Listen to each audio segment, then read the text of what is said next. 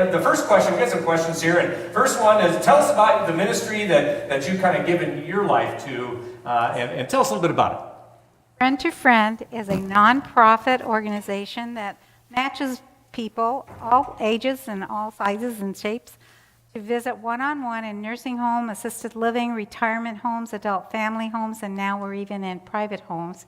Okay. And our sole mission is to be kind to people and give a listening ear and let them know that they have a friend in the community. And that's what we do. We've done it for 45 years. Okay. Yeah, I was going to ask, now how long have you personally been involved in it, Harriet? 45 years. Is that amazing or what? Now that's called faithfulness, right? 45 years. That's amazing, Harriet. That is just amazing. So that's great. So tell us about what are some of the joys you experienced by serving in this way? I have the joy of seeing other people who are our volunteers tell me stories of how this has changed their life.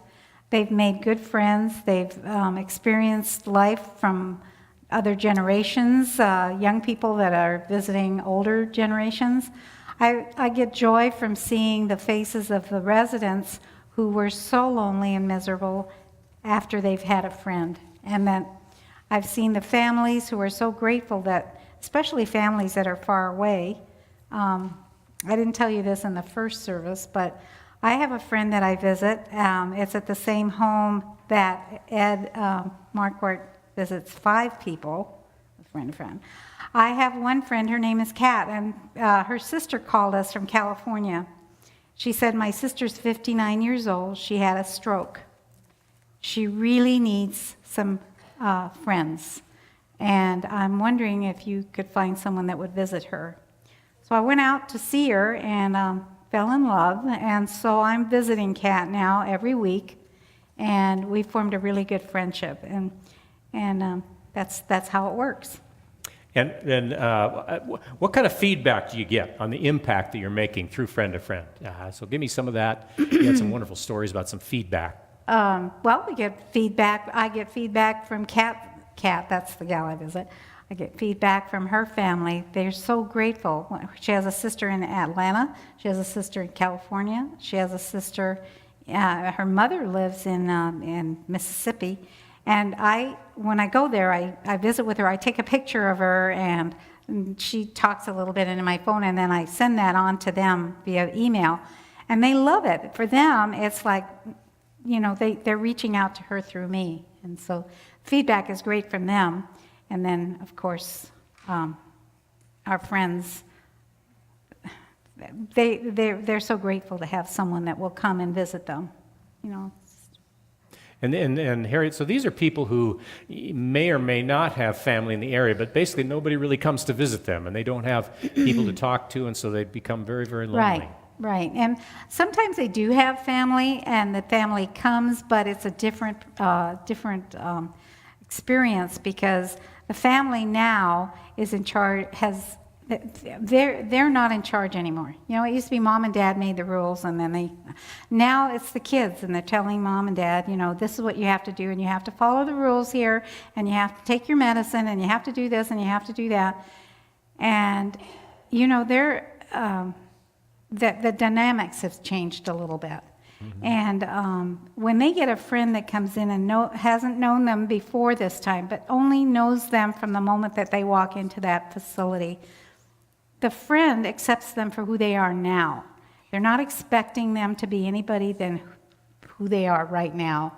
And so they can form this relationship, and then that friend, the resident, can tell them their worries and their thoughts and their cares, which they may not want to tell their family.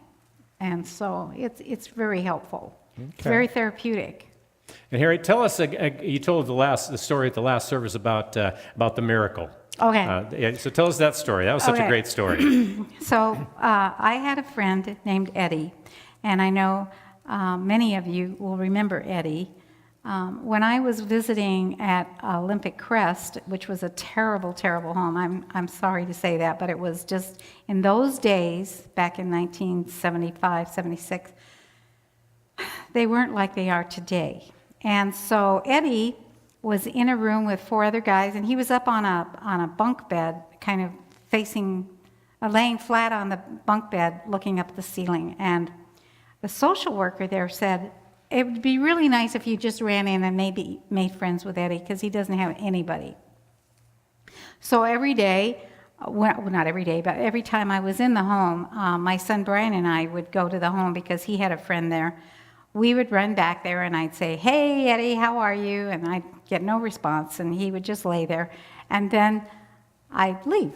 And this went on for probably a month or two. And then one day, ran in there and I said, "Hey, Eddie, how you doing?" And he rose up out of the bed and scared me and Brian half to death. And he went, "Ah!"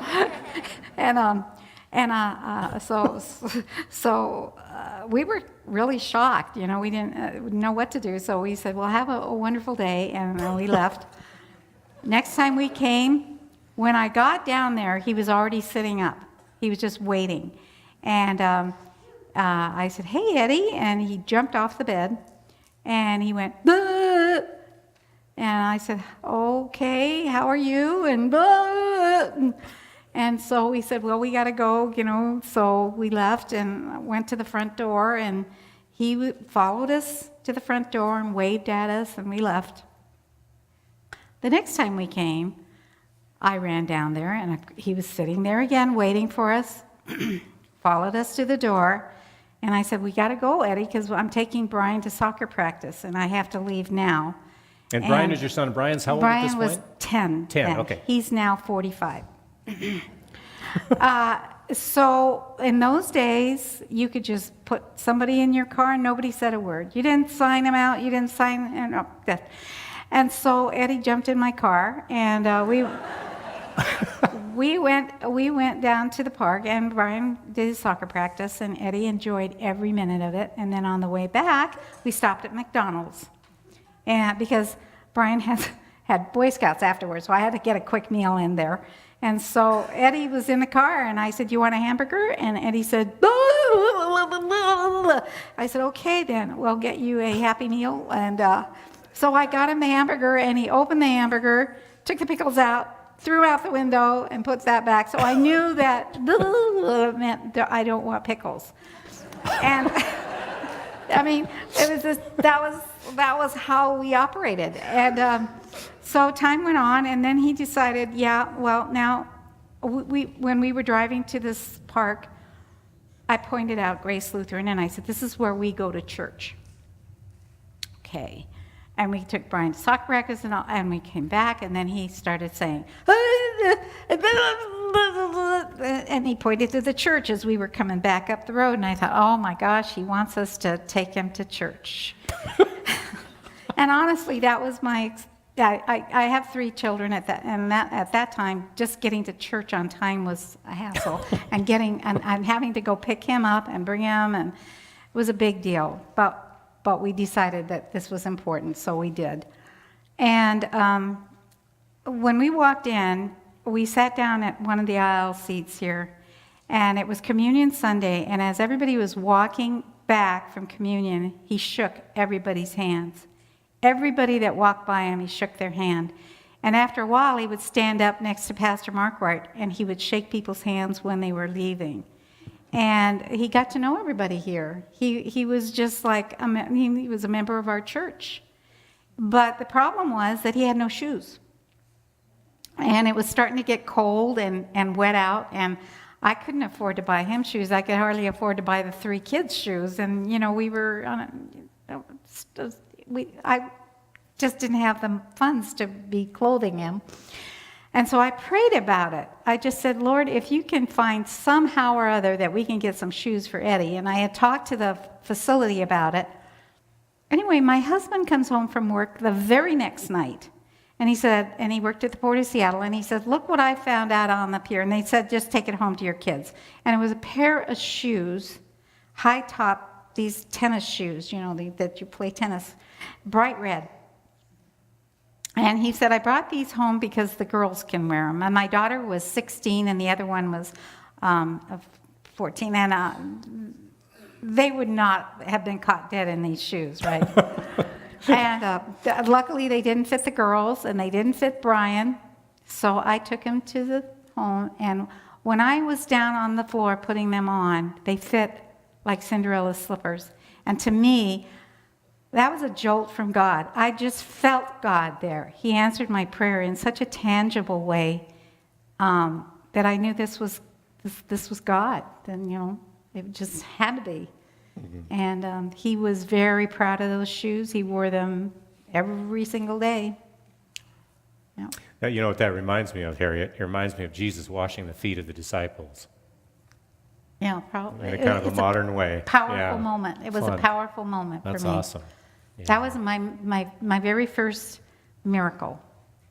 That I felt was a miracle. Yeah. So tell us quickly about, there was another lady that you visited that nobody wanted to visit. Oh, well, we had a lady. This is about challenges, so yeah. We had a lady, and we get all our requests from social workers and caregivers, and this lady had sent in a request for a lady that lives up near Maple Valley. She lives in a motorhome park, and she's a smoker. But I mean a smoker. She's got them. And so nobody wanted to visit her because of the smoke. And so I decided, well, I'd go and see her. And it was bad. I mean, the smoke is bad in her motorhome, but she's delightful. She is the nicest, sweetest lady, and so we had a very nice conversation. We've become friends now. I've been visiting her for just shy of a year. And when I was out there this last week, she said to me, I got some Chantrex. I'm going to try to quit smoking. But she said, it's all I have to do. I am so bored. I am so sick of being all by myself. She said, I've considered suicide. And she said, if you didn't come to visit me, I don't know what I'd do. So, you have to visit people whether the environment is always the greatest, because they can change. The reason that they are the way they are is because of circumstances that they're living with. Okay, so you got to tell about the story about the guy who was going to get out of this place. He said, I'm not getting down. I'm going to get out of here. Okay, that was Joe, and he was at the veterans home, which is no longer there. And Brian had a friend there as well. And so I befriended him. And he was a real crusty old guy. He used to have a still down in the South and have whiskey, and then he got in trouble. He was in jail, and then he had to leave town. And he had a family, but he kind of left and started riding the rails and never really settled down anywhere. He was all over the country and had some nice stories to tell, but really crusty old guy. And he came to church, too, a couple of times. Mm-hmm. He always used to like to sit over there. I don't know why, but we sat over there. Anyway, he told me one day, I'm going to get out of this, but I'm going to make a break for it. And I said, how in the world are you going to get out of here? And he said, well, you see that broom over there? And there was a broom. He says, I'm going to pole vault that fence, and I am going to get out of here. And he did.